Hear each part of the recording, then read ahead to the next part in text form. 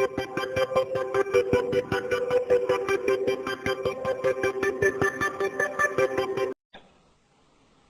तक जैसे स्रोत ढके थे पत्थरों से, हट गए पत्थर, झरना बहने लगा, चल पड़ी सरिता सागर की तरफ।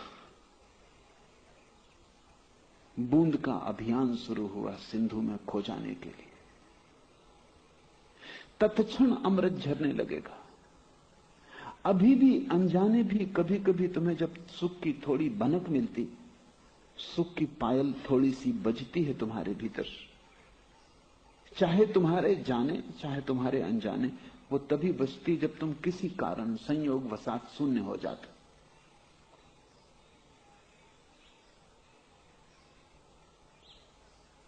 सुबह तुम खड़े हो, सूरज उगा और धक, तुम्हारा हृदय क्षण भर को रुक गया उस सौंदर्य को देखकर। क्षण भर को विचार की श्रृंखला टूट गई, क्षण भर को विचार न रहे, जरा सी संधि मिल गई शून्य को, झर गया रस। कहोगे तुम सूरज को देखने से सुख मिला, वो तुम्हारी भ्रांति। फिर तुम भूल गए, तुम मूल कारण को न समझ पाए। सूरज के कारण सुख न मिला, सूरज के कारण संयोग बना। सूरज निमित्त हुआ कि क्षण भर को तुम रुक गए, अवाक रह गए। ऐसी घनी सौंदर्य की प्रतीति थी, उगते सूरज में, जागते प्रकाश में, भागती रात्रि में, सुबह के पक्षियों की गुनगुनाहट में। क्षण भर को तुम खो गए, तुम्हारा अहंकार लीन हो गया। जरा सा द्वार खुला, जरा सा पर्दा हटा, घूंघट जरा सा हिला, भीतर का शून्य क्षण भर को झलका। उस शून्य के कारण ही सुख मिला।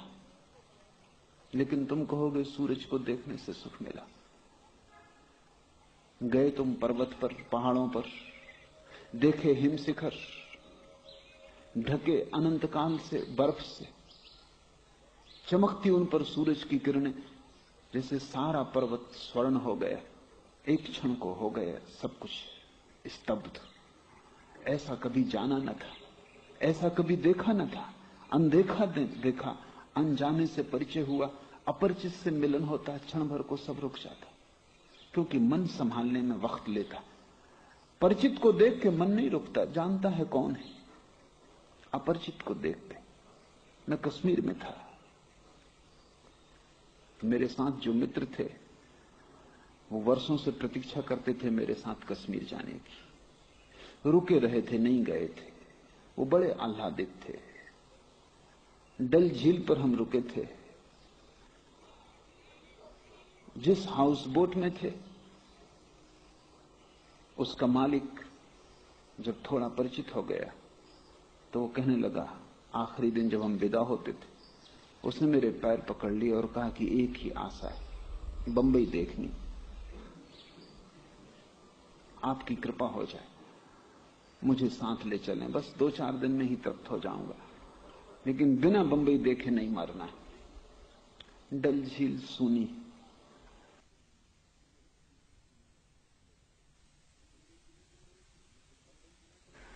बंबई के मित्र मेरे साथ थे।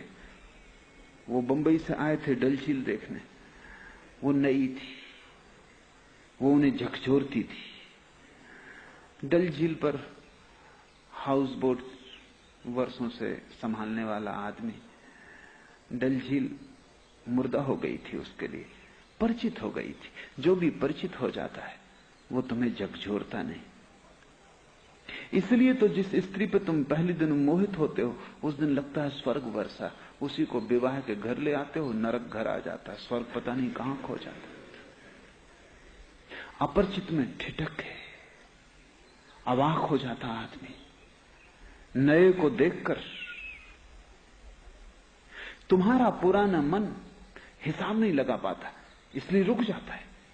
उसे कभी जाना नहीं था, पहली दफा जाना है। अगली बार जब जानोगे तो मन के पास हिसाब होगा कि वही है, पहले देखा था। दोबारा डल झील देखोगे, कुछ खास ना रह जाएगा।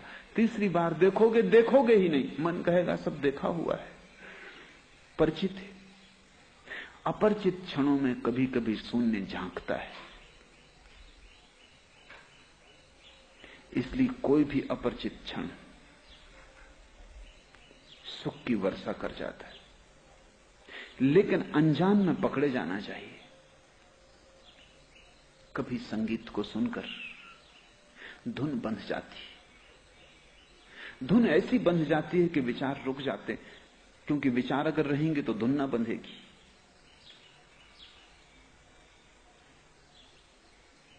मैंने सुना है एक बड़ा संगीतज्ञ हुआ, एक नवाब ने उसे लखनऊ में निमंत्रित किया था, और उस संगीतज्ञ की बड़ी अजीब शर्तें थी। उसकी एक शर्त तो यह थी कि जब मैं बजाऊं वीणा, गाऊं गीत, तो कोई सिर न हिलाए। अगर किसी ने सिर हिलाया तो उसका सिर काट दिया जाए। उससे मुझे बाधा पड़ती। लखनऊ के नवाब वैसे ही पागल, वो राजी हो गया नवाब। उसने कहा इसमें क्या फिक्र, इसमें क्या अड़चन, सिर तो हम वैसे ही काटते रहते। नगर में डुंडी पीट दी कि जो भी आए सोच के आए, पीछे पछताना ना हो।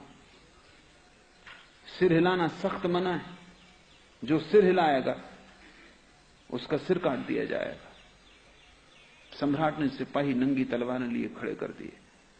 लाखों लोग सुनने आया होते, नहीं आए। थोड़े से चुने लोग सुनने आए, जो नहीं रोक सके अपने को, जो जीवन को दांव पर लगाने को तैयार थे। 1500 लोग सुनने आए। वो भी संभल के बैठे, बिल्कुल योगियों की तरह। सिद्धासन जमा लिया कि कहीं भूल चूक से हिल जाए, संगीत के लिए ना हिले, मक्खी आ जाए और सिर हिल जाए। और ये नवाब पागल है, फिर सिद्ध करना मुश्किल होगा कि हमने मक्खी के लिए हिलाया या कोई और कारण से हिल गया। तो संभल के बैठे, सांस रोक के बैठे, नंगी तलवारें लिए नवाब ने आदमी चारों तरफ खड़े कर दिए भवन में। नोट कर लिया जाए जिसका भी सिर हिले, और बाद में काट दी जाए करता। सम्राट भी चकित हुआ। संगीत शुरू हुआ, थोड़ी देर में कुछ सिर हिलने लगे। उसने सोचा था कोई हिलेगा ही नहीं, कोई 10-15 सिर हिलने लगे। किसी गहरी व्यवस्था में, असहाय। संगीत पूरा हुआ, वो 12 आदमी पकड़ लिए गए। इसके पहले कि नवाब उनकी गर्दन कटवाए, संगीतज्ञ ने कहा रुको, मैं इन्हीं की तलाश में था, बाकी को विदा कर दो, अब इन्हीं के लिए बजाऊंगा। सम्राट ने कहा हम कुछ समझे नहीं, और उन पागलों से पूछा कि ठीक तुम क्यों सिर हिलाए। उन्होंने कहा कि हमने सिर हिलाए ये कहना उचित ना होगा, हम थे ही नहीं। सिर कब हिले हमें उसका पता नहीं। धुन बन गई, विचार खो गए, और विचार के साथ ही आपकी सूचना भी खो गई कि सिर काट दिए जाएंगे। हम थे ही नहीं। एक क्षण आया जब हम मिट गए, और संगीतज्ञ ने कहा इन्हीं के लिए बजाऊंगा अब, क्योंकि जो मिट नहीं सकते वो संगीत को समझ ही नहीं सकते। क्योंकि संगीत में थोड़ी ही असली रहस्य मिटने में, शून्य हो जाने में। संगीत तो निमित्त है, सारी धर्म की विधियां निमित्त है, उनमें धर्म नहीं है। अगर निमित्त काम कर जाए तो वो तुम्हारे शून्य में छिपा है। तो कभी आकस्मिक रूप से प्रेम के किसी क्षण में अचानक वर्षों का खोया मित्र रास्ते पर मिल जाए और विचार ठिठक जाए, तो कैसा आह्लाद भर जाता है हृदय में, आपूर।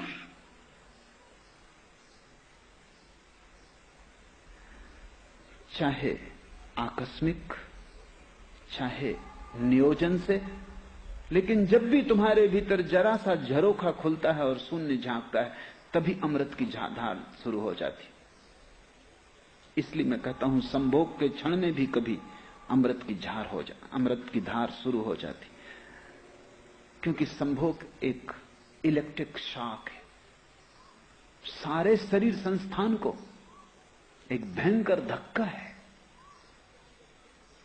वो धक्का अगर इतना हो कि तुम उस धक्के में क्षण भर को खो जाओ, तो संभोग भी समाधि की झलक ले आता है।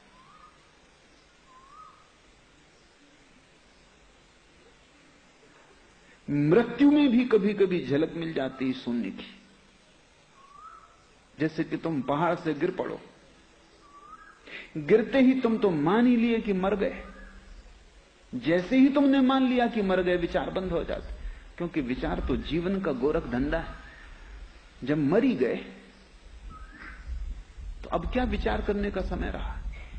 किसके लिए विचार करना है? व्यापार ही टूट जाता है, संबंध ही छूट गया है संसार से। संसार से संबंध था विचार का।